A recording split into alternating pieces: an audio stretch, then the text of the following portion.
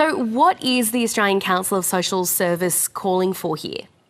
Hello. Well, they're calling for cutbacks to negative gearing and also to the capital gains tax benefit. The capital gains tax discount. So it's currently at 50%. They want to see it cut down to 25%, and they want negative gearing to be wound back altogether. So those are the main tax breaks that you get if you're a property investor. Now, Cassandra Goldie, she's the head of the Australian Council of Social Service, says that these two things are needed to really put money into social housing. So obviously not giving property investors a tax break would give the government more money, and then that could be spent on social housing. Here's Cassandra Goldie a little bit earlier today explaining some of their reasoning. We're bringing this in as a top priority into the Treasurer's Economic Reform Roundtable because we do believe that there is a growing understanding that for all of us, we have to get on top of this housing crisis, and we believe the tax settings are part of the damage that's being done. And Claudia, what's the government had to say in response? Like this is over before it's even really begun, Mel.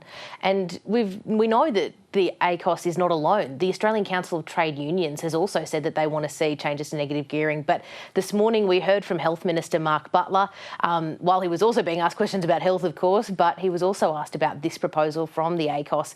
And here's what he had to say. We've made clear what our tax policies are. They're about cutting taxes for every single worker in Australia, no matter what their income. I know there'll be a lot of ideas floated between now and the Economic Roundtable the week after next, but we're pretty clear on our tax plans.